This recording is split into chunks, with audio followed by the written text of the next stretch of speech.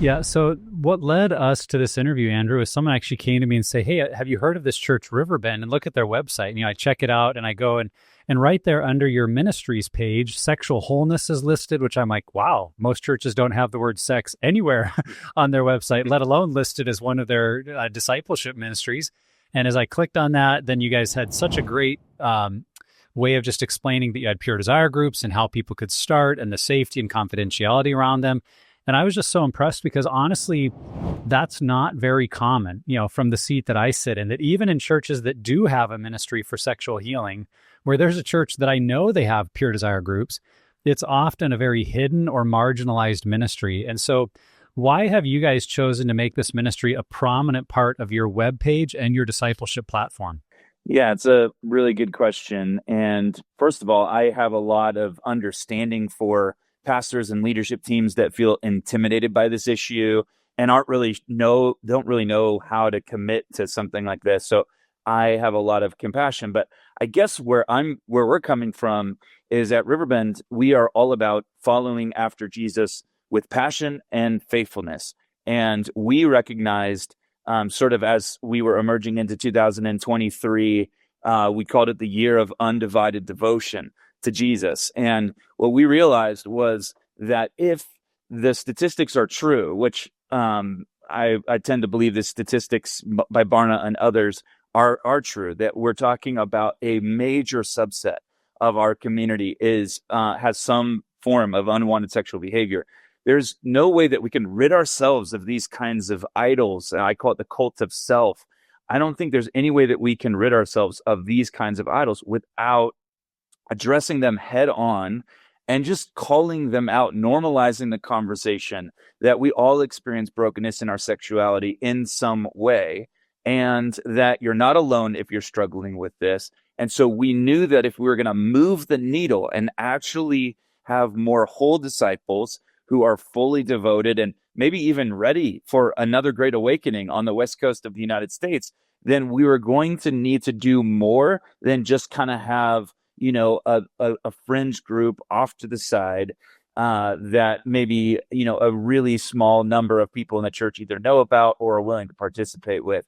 We knew we had to address it head on, especially because we have so many amazing people at our church who are growing in their relationship with Jesus, but they're hitting these walls. They're hitting these discipleship walls. And I see leadership potential in them. I see community leaders and I see people who can be entrusted with great leadership, but this is the thing that might be actually holding them back.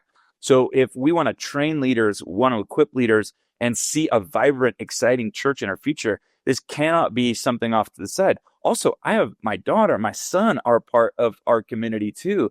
And I want them to grow up in it differently than I did, with this being a normal part of the conversation, that pornography and sexual brokenness is all around us, and we need wisdom and we need community to walk out our sexuality faithfully. And I want my kids to be a part of a community like that. Unfortunately for my daughter, she had to sit through some of my sermons on sex. So did my mom. It was uncomfortable for all of us. But all things being said, it's been a really positive experience, and talk about it in a prominent way as opposed to just off to the side. Does that answer your question? Yeah, Andrew, I think that's great. I have so many conversations, and a lot of what you just said are the same things I tell pastors almost in every single call, about what does it look like to even start the ministry. Not just start it. It's like, okay, well, now we have groups, but I don't know if we want to promote it on our website, and what does that look like? And I'll just walk them through some stuff. And it really comes down to talking with a pastor, and he's like, you know what, I'm just going to risk it, because they're worried about what the congregation's going to say. It's like, oh, wait, we're talking about this. We've never really talked about it before. And maybe they've talked about unwanted sexual behavior in a different kind of format, and, didn't really go very deep. And, but when they kind of go all in, it's like, well, you know what, I got men and women in our church that are hurting. We're just going to risk it. We're going to start promoting it.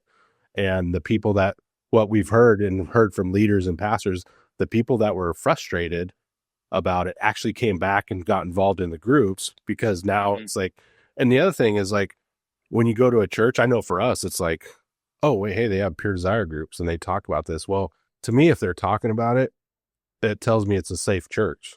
Yeah. And then Yeah. you mentioned about building and producing new leaders.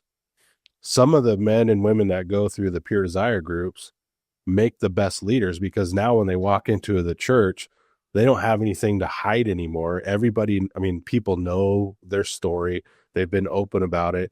And even at East Hill, where Pure Desire started, a lot of the leaders, especially back when Pure Desire started, there were so many of the guys that came out of that now were leading like a Bible study, anger management, all these different areas, because they were some of the healthiest leaders, because they went through this really deep dive in healing. So it was really, really great. And it takes a lot of courage and just, hey, I'm going to put this on the website. We're going to talk about it from the pulpit. And usually once they do that, it's just the gates open.